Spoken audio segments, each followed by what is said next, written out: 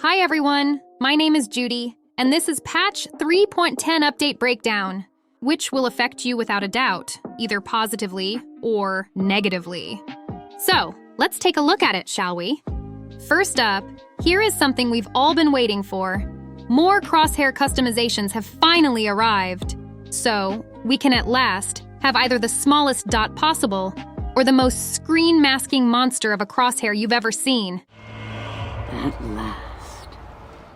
Next, we have a pretty big nerf to the winch claw, with a reduction of its range from 17 to 12 meters.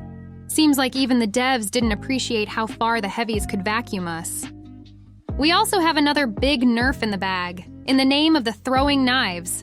These embodiments of annoyance of a weapon have received a fairly huge reduction in their fire rate. Plus, the devs will keep a close eye on them from now on. I guess we'll see if this was enough to knock them out of the OP rank in the tier list, but at least that's something.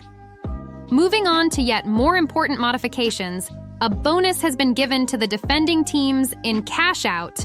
From now on, they'll be able to revive with a token way sooner than they could before. I won't lie, this one worries me a bit, as it could eventually make it impossible to steal the Cash Out in certain situations, especially when combined with another nerf I'll mention later in this video. But again, I guess we will see. Next up, we've got a little backtrack on what has been made to the goo regarding its resistance to fire in a previous patch. It'll now only last 9 seconds instead of 12. This nerf doesn't seem too heavy-handed in my opinion, keeping the goo in an okay position against fire-related threats. So yeah, no complaints on my part for this one. Following, we have a very welcome change to the number of victories needed to reach our beloved Emerald rank.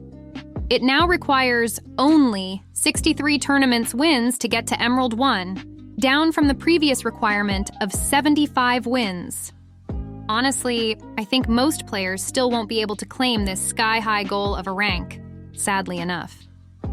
Anyway, let's move on to the last major modification in this patch, which is in my opinion a very heavy-handed nerf to the Dome Shield, as its duration has been cut from 12 seconds to just 5.5. Sincerely, I think it's too much, and that players are just going to either bring barricades or other gadgets to replace it.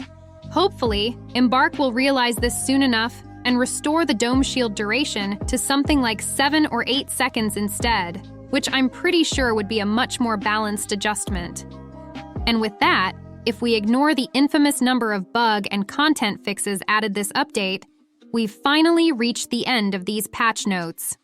As always, don't forget to check out the store for the new cosmetics and the link in the description for more details about these patch notes. Until next time, this was Judy, signing out.